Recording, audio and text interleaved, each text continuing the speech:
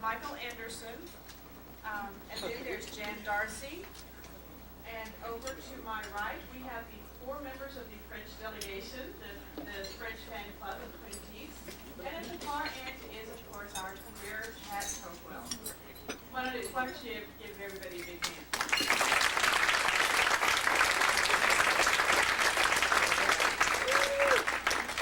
And I'd like to put Pat Shook on the spot. Come on, stand up. If you have a good time this weekend, thank Pat. Don? If you guys don't have a good weekend, it was a cheap shot that I had to take. Okay, at this time I'd like to introduce Jan Darcy, and Jan is going to give us a few words of wisdom and advice and fun and get us in a rollicking good mood, and we're just going to take it away from there. Well, thank you, Victoria. I'm delighted to see everybody just keep growing and growing. And I don't know if I need a microphone. I don't think so. Can you all hear me back there? All right. Let me tell you about a few things that have happened to me in the past year that have something to do with Twin Peaks. A couple of months ago, I read in the paper that somebody was going to be at the Elliott Bay bookstore reading from their book. And so I went down and I happened to be late. And so I came in and I sat at the side and listened to this gentleman read. And when he finished, he asked for questions. And then he said, "I can't believe it," because he was about ready to leave the little stage. And he said, "No one asked me about Twin Peaks." Jan! And he looked at me. It was Mark Frost. Mark Frost has a new book out called, anybody know? Seven. Seven, yes. And it's about, it is about Arthur Conan Doyle. And anyway, it was so funny because he said, "Jan," he saw me in the middle of everybody. And I said, "How are you doing?" And he said, "I absolutely am having a wonderful time. I'm in upstate New York, and I have a home there, rented a place there, and I'm working on my second novel, which is going to be the sequel to Seven." And he said, "You can't tell how wonderful it is to get out of the rat race in California." He said, "Those months when we made Twin Peaks were a little stressful." So I asked him, I said, "How's David?" And he said he's fine, and he's making Obsession commercials. I mean, for Obsession, did anyone see those? All right. And I told him about the group and how you had a petition with all these names on it. He was totally flabbergasted. He said, "I've been holed up there in upstate New York, and I had no idea this movement was going on." And anyway, it was delightful to see him and talk with him. Last week, I almost spent the night at the Major's house. I do an awful lot of work in Vancouver. And who is the Major? Don Davis. And I see Don a lot and talk to Don. In fact, he's going to do a Northern Exposure, I think, next week. There was a character on Northern Exposure, and they're going to bring him back. And Don has been very active in doing a lot of things, and he's on a lot of different shows, and he's working on one for about 8 days right now. I forgot the name of it, but something new that's coming out. And then, what have I been doing this past year? Well, I was on the X-Files with David Duchovny, who was who? The agent. All right, one of the agents. And David was wonderful to work with, and I was on the, did anyone see the X-Files? Yeah.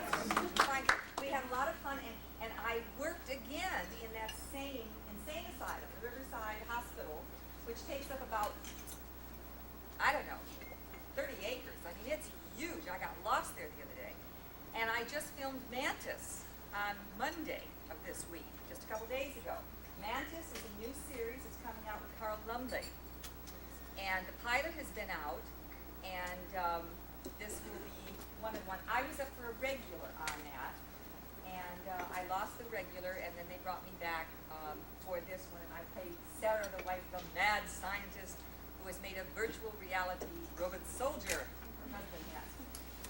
I also guest starred on The Highlander.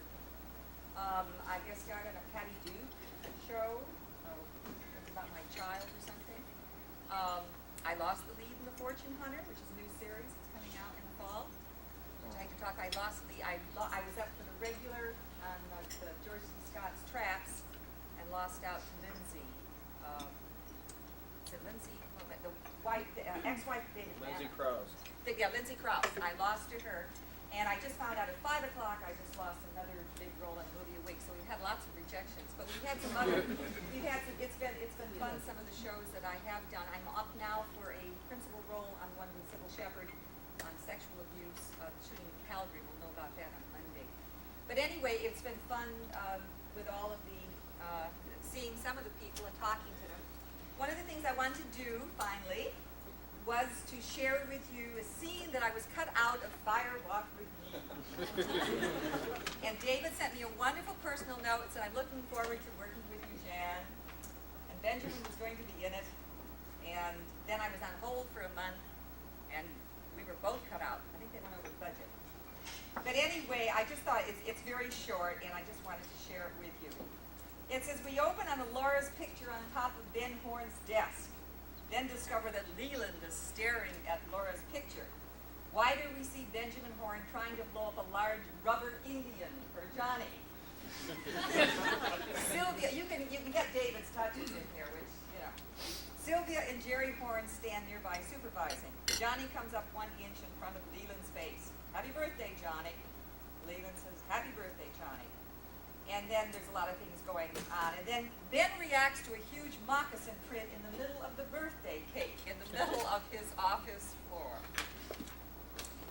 Ben, why do we have to have the party here in my office? Sylvia, because Johnny wants it in your office. What's so private about your office anyway? Why can't we have the party in your precious office? Jerry, it's a lovely place for a party, Ben, and look at the new decorations Johnny's provided. They look down and see Johnny's foot completely ringed in white frosting roses. Frosted footprints trail behind him everywhere. Johnny goes 1 inch in front of Laura's picture. Johnny says, happy birthday, Johnny. Leland looks again at Laura's picture. He looks up at Ben. Don't you have a picture of Audrey, Ben? And this sets Sylvia off again. Sylvia, don't you have a picture of your own daughter, Ben? Where's Johnny's picture? And where's my picture I gave you? Ben says, oh, it's at the photographer's studio getting a gold frame with floral monograms of your birthday and our wedding vows. Johnny says, happy birthday, Johnny, again. And Ben says, trying not to explode, happy birthday, Johnny. And anyway, it sort of goes off, but I wanted to say this because of our French friends here, is, it says, Jerry says, Johnny, let your daddy and your uncle Leland talk. Ben, Leland, we can play the French against the Norwegians. What do the French love more than anything? Leland says, boating? Jerry says, no. Hiking? No. Eating? He said, you think so?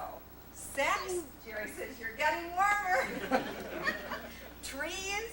And he said, exactly. They are nuts about wood. They get goofy over trees. Okay. Sylvia says, I never heard anything like this before. The French liking wood more than any more than anyone else likes wood. Are you three crazy? Leland says, Sarah's cousin is French, and she can't stop talking about the trees around here. History is on our side, Ben, says Jerry. It's no accident that the great explorers were named Hennepin, Nicolay, and Marquette. And Leland says, they were looking for wood. And he says, oh. And anyway, as they talk, Johnny circles the blow-up Indian and with a mighty bang, pops it with his tomahawk. Bang. But don't you wish that that had been in the thing? And especially we found out about why the explorers, what they were really looking for was wood. Anyway, have a wonderful time this weekend. I'm going to be in the play. That's going to be on Sunday at 4 o'clock. And my son, TJ, who was here last year, is going to play Johnny for me. So we'll look forward to seeing every bit. And I suppose later on, if there was any